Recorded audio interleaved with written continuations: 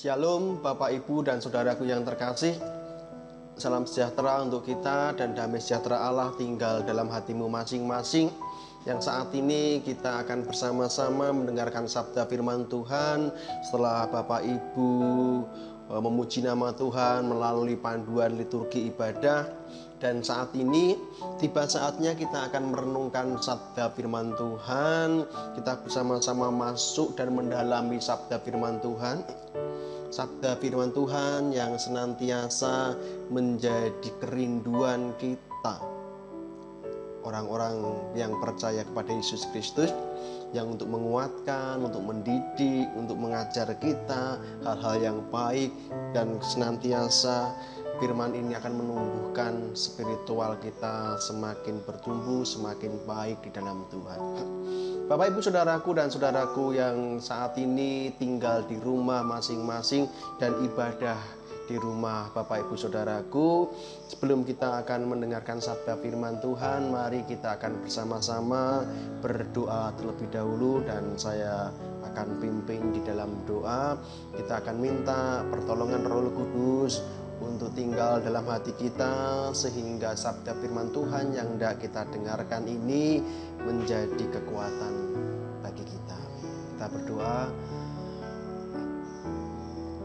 Bapa yang bertahta dalam kerajaan surga yang mulia, Tuhan kami Yesus Kristus yang menyatakan kasih-Nya dan cintanya kepada kami dan kami bisa rasakan saat ini. Sebentar lagi Tuhan, kami hendak membaca firman-Mu, merenungkan sabda firman-Mu. Kiranya Allah yang senantiasa berbicara dan berpesan kepada kami hal-hal penting yang menjadi kekuatan kami dan menjadi pelita dalam hidup kami.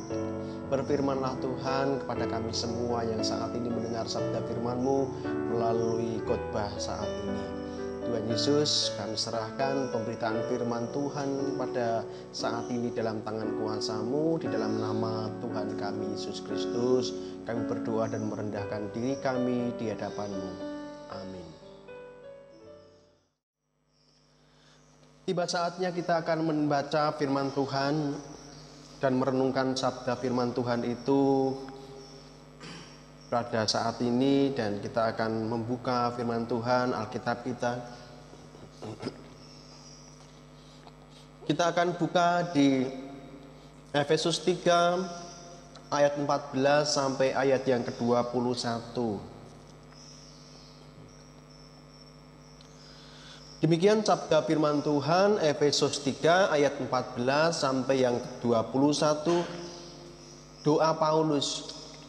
Itulah sebabnya aku sujud kepada Bapa, yang daripadanya semua turunan yang di dalam surga dan di atas bumi menerima namanya. Aku berdoa supaya Ia menurut kekayaan kemuliaannya menguatkan dan meneguhkan kamu oleh Roh-Nya di dalam batinmu, sehingga oleh imanmu Kristus diam di dalam hatimu dan kamu berakar serta berdasar di dalam kasih. Aku berdoa supaya kamu bersama-sama dengan segala orang kudus dapat memahami betapa lebarnya dan panjangnya dan tingginya dan dalamnya kasih Kristus, dan dapat mengenal kasih itu sekalipun ia melampaui segala pengetahuan. Aku berdoa supaya kamu dipenuhi di dalam seluruh kepenuhan Allah. Bagi Dialah yang dapat melakukan jauh lebih banyak daripada yang kita doakan atau pikirkan, seperti yang ternyata dalam kuasa yang bekerja di dalam kita.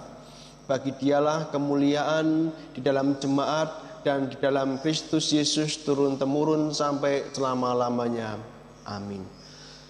Berbahagialah kita yang mendengar sabda firman Tuhan, merenungkan sabda firman Tuhan itu, dan berbahagialah kita yang melakukan sabda firman Tuhan itu dalam kehidupan kita sehari-hari.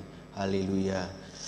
Sekali lagi, Shalom Bapak, Ibu, dan saudara-saudariku yang terkasih, anak-anakku yang aku kasihi dan yang senantiasa ada dalam perlindungan, kasih, dan kuasa Tuhan kita Yesus Kristus. Pada kesempatan minggu ini, di hari Sabat ini, kita akan mendalami sabda firman Tuhan tentang doa. Di sini ada doa Paulus yang dicatat dalam firman Tuhan sebagai surat Paulus kepada jemaat di Efesus. Paulus 3 kali menyatakan aku berdoa, aku berdoa, aku berdoa.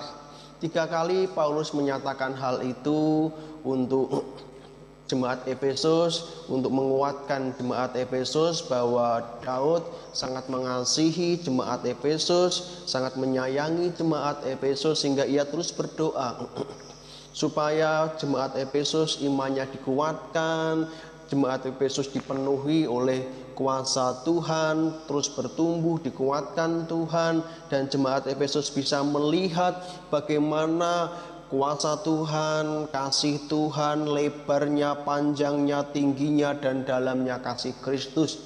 Sehingga Paulus punya satu harapan dengan ia berdoa kepada Tuhan Yesus, kepada Allah pencipta langit dan bumi, menganugerahkan kepada jemaat Efesus kekuatan iman dan hati yang mampu melihat lebarnya, panjangnya, dalamnya kasih Kristus itu dalam kehidupan umat Tuhan. Saudaraku yang terkasih dan yang senantiasa dikasihi Tuhan Yesus Kristus, ada satu kenyataan hidup manusia yang itu nggak akan pernah bisa hilang dalam hidup kita selagi kita masih hidup, masih dipercayai kekuatan kesehatan dalam kehidupan kita. Manusia hidup tidak bisa menghindarkan diri dari tantangan, pergumulan, permasalahan. Selama kita masih tinggal di dunia, permasalahan hidup akan selalu ada di depan kita, bahkan menjadi bagian dari kehidupan manusia, termasuk kehidupan kita orang-orang yang percaya. Maka Bapak Ibu Saudaraku yang terkasih, ingat doa yang Tuhan Yesus ajarkan kepada kita semua, yang di sana ada kata-kata, jangan membawa kami ke dalam pencobaan, tetapi lepaskan kami daripada yang jahat. Doa ini diajarkan Yesus Kristus, Tuhan kita, karena Tuhan kita Yesus Kristus tahu bahwa murid-muridnya, umat-umatnya tidak akan pernah bisa lepas dari yang namanya ujian, permasalahan, tantangan hidup selagi mereka masih tinggal di dunia. Maka Tuhan mengajarkan kita untuk berharap kepada Allah, untuk berharap pada Tuhan, jangan membawa kami dalam pencobaan, tetapi lepaskan kami daripada yang jahat. Bapak, Ibu, dan Saudaraku yang terkasih, demikian juga Paulus menyadari bahwa jemaat Efesus juga tidak bisa lepas terhindar dari permasalahan di dalam kehidupan orang-orang percaya yang masih tinggal di dunia ini. Dari permasalahan-permasalahan itu kadang kala mengikis iman kita, menjadikan iman kita semakin hari semakin terpojok oleh permasalahan-permasalahan.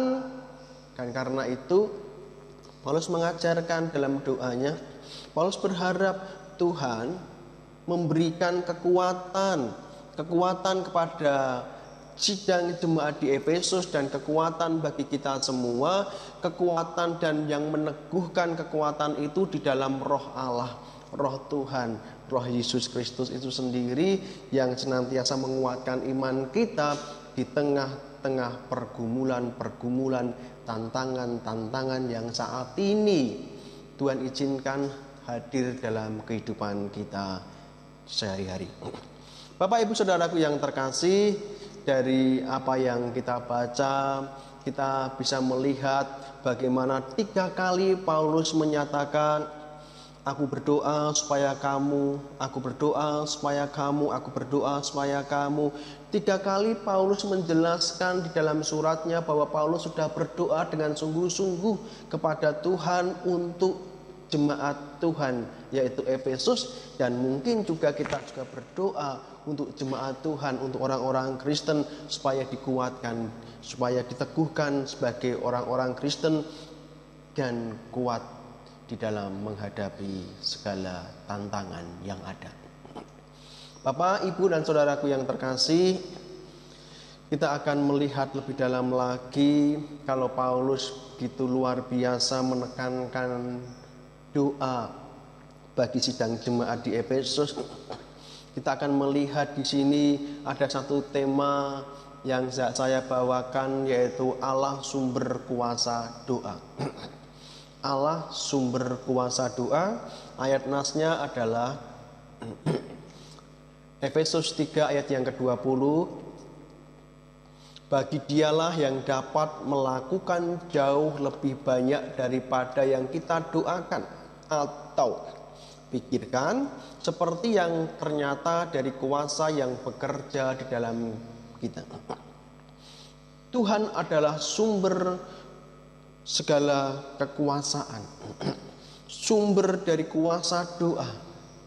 Tuhan adalah Allah yang maha pengasih, Ia maha penyayang, dan Ia tidak akan pernah membiarkan umat-umatnya hidup di dalam pergumulan terus-menerus tanpa bimbingan, tanpa pemeliharaan, dan tanpa penggembalaan.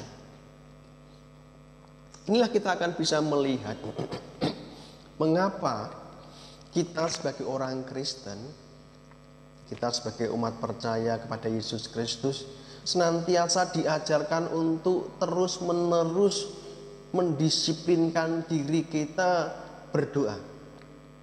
Mengapa kita orang Kristen, Bapak Ibu Saudaraku, sebagai murid Tuhan, senantiasa diajarkan Tuhan untuk terus-menerus berdoa. Tuhan katakan mintalah, mintalah maka kamu akan diberi. Ini Bapak Ibu Saudaraku, karena itu saya hendak bersama-sama dengan Bapak Ibu di rumah kita akan melihat 3 hal penting tentang doa bagi umat Tuhan yang setia kepada Tuhan. 3 hal penting ini kenapa doa kita menjadi sesuatu yang luar biasa, menjadi kunci utama di dalam kita menghadapi pergumulan saat ini, menjadi kunci utama dalam kita menghadapi tantangan-tantangan kita. Karena kita akan melihat ada 3 hal penting di dalam doa. Yang pertama, doa adalah respon dari panggilan Tuhan bagi orang yang percaya. Bapak Ibu Saudaraku, ketika kita berdoa, itu adalah sebuah wujud, sebuah respon akan panggilan Tuhan. Kita merespon panggilan Tuhan dengan kita datang pada Tuhan di dalam doa. Kita ingat apa panggilan Tuhan kepada kita semua?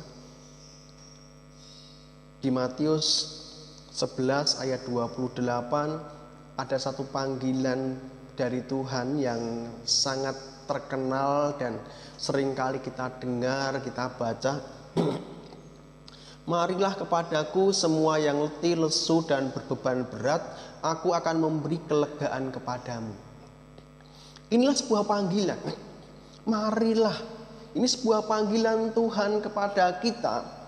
Panggilan pribadi yang maha kuasa kepada kita yang penuh dengan kelemahan dan kekurangan. Ya. Panggilan dari pribadi yang besar kepada kita yang kecil. Panggilan pribadi yang maha kasih kepada kita yang membutuhkan belas kasihan. Ini sebuah panggilan Tuhan. Kalau saat ini kita merasa letih, lesu, berbeban berat dan lain sebagainya sebagai orang yang lemah, sebagai manusia yang terbatas, ini sebuah anugerah kabar sukacita yang saat ini disampaikan oleh firman Tuhan. Kabar sukacita itu adalah sebuah panggilan dari pribadi yang maha kuasa kepada kita yang lemah dan kekurangan, panggilan dari pribadi yang maha besar kepada kita yang sangat kecil, panggilan pribadi yang dari pribadi yang maha pengasih penyayang kepada kita yang butuh belas kasihan. Ya, ini panggilan kita. Dan panggilan-panggilan dari Tuhan itu, kita respon panggilan Tuhan itu dengan berdoa, bersujud, berteluk di hadapan Tuhan. Jadi doa besar kuasanya karena apa? Doa adalah respon dari panggilan Tuhan kepada kita. Kita merespon panggilan Tuhan itu di dalam doa. Kita merespon dengan datang pada Tuhan. Tuhan mengatakan, marilah kepadaku, maka kita datang pada Tuhan di dalam doa. Tuhan, aku datang padamu dengan doa. Aku datang, aku bersujud, aku berteluk di hadapanmu di dalam doa. Karena apa? Karena engkau memanggil aku untuk datang kepadamu. Karena itu aku datang kepadamu dengan doa. Bersujud, berteluk di hadapanmu di dalam doa. Ini mengapa doa punya kuasa yang luar biasa dan menjadi sebuah kunci dalam kita menghadapi tantangan kita. Karena di dalam doa kita bertemu dengan Sang Pribadi yang berkuasa, yang memang memanggil kita untuk datang kepadanya di dalam doa. Jadi ketika kita berdoa, kita berhadapan dengan Tuhan pencipta langit dan bumi yang penuh kuasa, Tuhan yang besar, dan Tuhan yang penuh dengan belas kasihan bagi kita yang membutuhkan belas kasihannya. Kedua, doa adalah tanggapan iman kita akan Allah yang mendengar doa.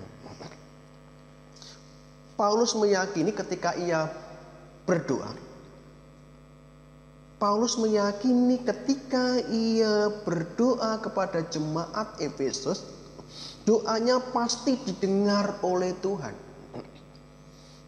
Ketika kita hendak berbicara kepada seseorang, maka kita memastikan bahwa orang yang kita ajak berbicara itu adalah orang yang memang akan mendengar perkataan apa yang hendak kita bicarakan. Seandainya ketika kita hendak berbicara kepada seseorang dan kita tahu bahwa orang itu nggak akan pernah mendengar perkataan kita, maka kita tidak akan pernah berbicara kepada mereka, karena memang mereka tidak mendengar apa yang kita katakan, apa yang kita ucapkan. Demikian juga Bapak Ibu Saudaraku, ketika kita memutuskan untuk berdoa kepada Tuhan, maka kita harus meyakini bahwa apa yang kita ucapkan kepada Tuhan itu benar-benar Tuhan mendengar. Paulus meyakini ketika ia beberapa kali berdoa kepada jemaat-jemaat Tuhan, kepada jemaat Efesus dan jemaat-jemaat yang lain, Paulus menyadari bahwa ketika hatinya mengucapkan kata-kata atau mulutnya mengucapkan kata-kata di dalam doa, ada pribadi Allah yang mendengar setiap tutur kata yang keluar dari hati Paulus di dalam doanya. Dan ini yang harus kita pahami juga Bapak Ibu Saudaraku, mengapa kita harus meyakini bahwa ketika kita berdoa, kita sedang berhadapan dengan Tuhan Yesus Kristus yang benar-benar sudah menyiapkan telinganya untuk mendengar setiap kata-kata kita di dalam doa. Ya, ketika kita bertelut di hadapan Tuhan, kita memosisikan diri kita berdoa, kita memulai untuk berdoa, kita meyakini setiap kata-kata yang keluar dari hati ataupun mulut kita itu sebuah kata-kata yang sekalipun tidak pernah diabaikan oleh Tuhan. Dari setiap kata-kata yang keluar dari mulut dan hati kita di dalam doa, itu semuanya didengar oleh Tuhan dan itu sebuah keyakinan. Maka doa itu berkuasa dalam hidup kita. Karena doa adalah satu komunikasi kita dengan Tuhan dan komunikasi itu didengar oleh Tuhan. Jadi Bapak Ibu Saudaraku, berdoa punya kuasa yang luar biasa dan menjadi kunci utama dalam kehidupan kita, dalam kita menghadapi tantangan. Karena ketika kita berdoa, kita meyakini Allah yang besar itu mendengarkan doa kita. Ini yang kedua. Doa adalah tanggapan iman akan Allah yang mendengar doa kita. Jadi Bapak Ibu, kapanpun kita berdoa, kapanpun kita bertelut di hadapan Tuhan, bersujud di hadapan Tuhan, yakin setiap kata-kata yang keluar dari mulut dan hati kita senantiasa didengar oleh Tuhan. Ia mendengar dengan penuh cinta kasih sebab Ia adalah Tuhan yang penuh kasih. Tuhan mendengar dengan penuh perhatian sebab Ia adalah Bapa kita yang penuh perhatian dan kita adalah anak-anaknya. Anak yang terus berkomunikasi dengan orang tua di dalam doa, anak yang terus berkomunikasi dengan Allah Bapanya di dalam doa adalah anak-anak yang terus akan dikasihi dan disayangi oleh Bapa. Dan yang ketiga, Bapak Ibu Saudaraku, doa adalah wujud keyakinan kita bahwa Allah menjawab doa kita. Doa adalah wujud nyata keyakinan iman kita bahwa ketika aku berdoa, maka doaku pasti dijawab oleh Tuhan. Jadi bukan hanya keyakinan ketika aku berdoa Tuhan ya pasti akan mendengar doaku, tetapi juga keyakinan yang harus kita tumbuhkan adalah ketika aku berdoa pasti doaku dijawab oleh Tuhan. Ini sebuah keyakinan yang harus kita pegang, yang harus kita tanamkan dalam hati pikiran kita. Dan ketika kita berdoa, apapun yang aku doakan Tuhan pasti menjawab, dan jawaban Tuhan pasti yang terbaik. Jawaban Tuhan pasti sesuatu yang lebih.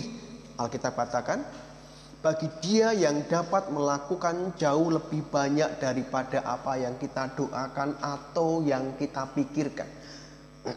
Kalau level kita hanya kedua, Tuhan bisa memberi yang terbaik, bahkan level ke 10, 11, 100 dan lain sebagainya. Kita tidak tahu. Jadi apa yang kita doakan, apa yang kita pikirkan di dalam doa, apa yang kita ucapkan, apa yang kita harapkan di dalam doa, Tuhan bisa beri yang terbaik, lebih baik daripada apa yang kita doakan, lebih baik daripada apa yang kita pikirkan.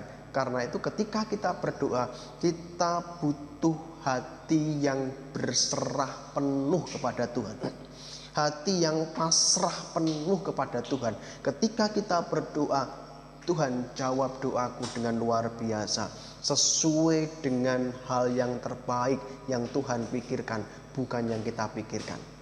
Ini Bapak Ibu Saudaraku, jadi doa adalah kunci yang utama ketika kita harus menghadapi tantangan-tantangan kehidupan kita. Karena apa? Karena di dalam doa ada jawaban Tuhan yang jauh lebih besar daripada apa yang kita doakan hari ini. Jawaban Tuhan yang jauh lebih besar daripada apa yang kita pikirkan hari ini. Jawaban Tuhan yang jauh lebih hebat daripada apa yang kita harapkan hari ini. Karena itu doa besar kuasanya dan harus jadi pegangan utama kita ketika kita sedang menghadapi tantangan-tantangan yang ada hari ini. Bapak Ibu Saudaraku yang terkasih, dari ketiga hal ini doa adalah respon kita, respon akan panggilan Tuhan, dan kita merespon dengan doa.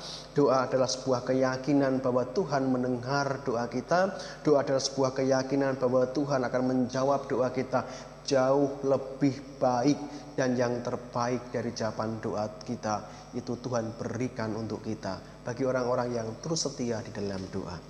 Demikian Bapak Ibu Saudaraku yang terkasih, terus berdoa, terus berharap, terus bersujud, terus berteluk di hadapan Tuhan, minta Tuhan, minta kebijakan Tuhan, minta jawaban Tuhan, dan Tuhan akan jawab setiap doa kita. Sekali lagi, jawaban Tuhan pasti yang terbaik dalam hidup kita, dan hati kita perlu hati yang berserah, hati yang berserah, hati yang pasrah akan setiap jawaban Tuhan. Demikian sabda firman Tuhan. Berbahagialah kita yang mendengarkan sabda firman Tuhan ini dan yang senantiasa dikuatkan oleh sabda firman Tuhan ini.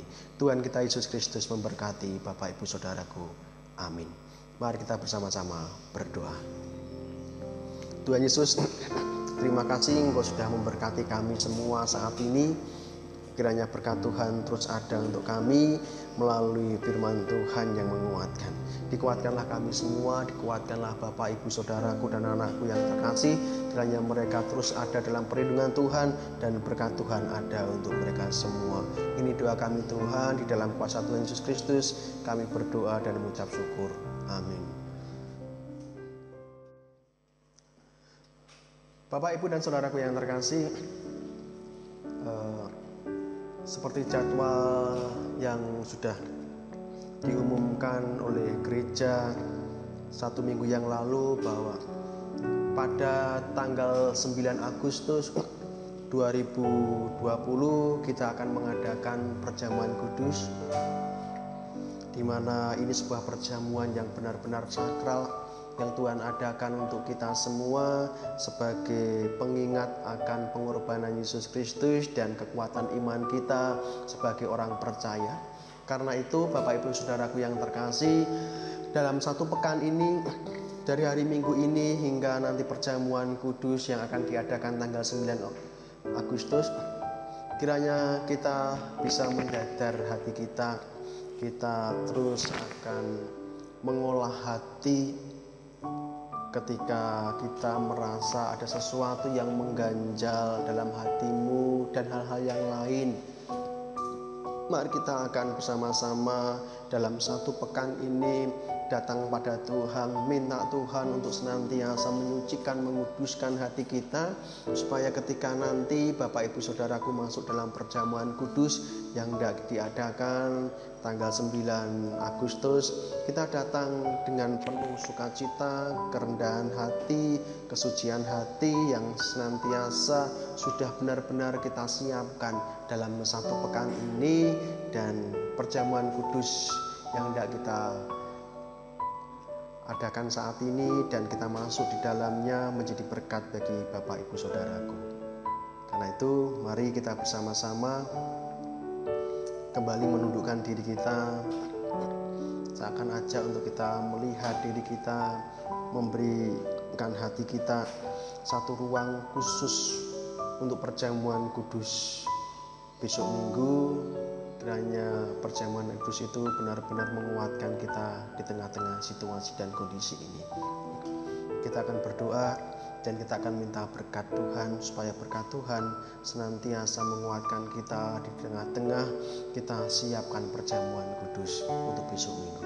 Tuhan, kuatkan kami semua di dalam kami semua saat ini menyiapkan perjamuan kudus kami untuk 1 pekan ke depan. Kau siapkan hati kami, pikiran kami. Kalau ada sekiranya hati kami yang saat ini masih dipenuhi dengan hal-hal yang negatif, yang itu tidak berkenan di hati Bapa, Kau berkati kami, sucikan, kuduskan kami, dan bantu kami untuk mengalahkan itu. Bantu kami Tuhan untuk benar-benar bisa menyiapkan hati kami dalam masuk dalam perjamuan kudus. Tuhan, kami serahkan perjamuan kudus besok Minggu di dalam kasih penyertaan dan sidang jemaat-Mu sekalian juga.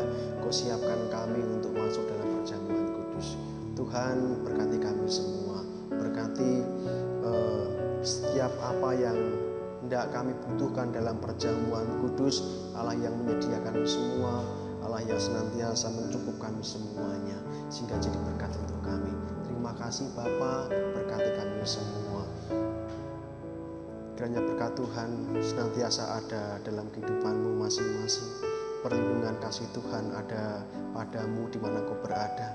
Tuhan Yesus Kristus senantiasa memberikan engkau kasih karunia-Nya dan memberikan engkau damai sejahtera. Berkat perlindungan dari Tuhan kita Yesus Kristus senantiasa hadir dan tinggal diam di dalam rumahmu dan di dalam kehidupanmu dari sekarang sampai selama-lamanya.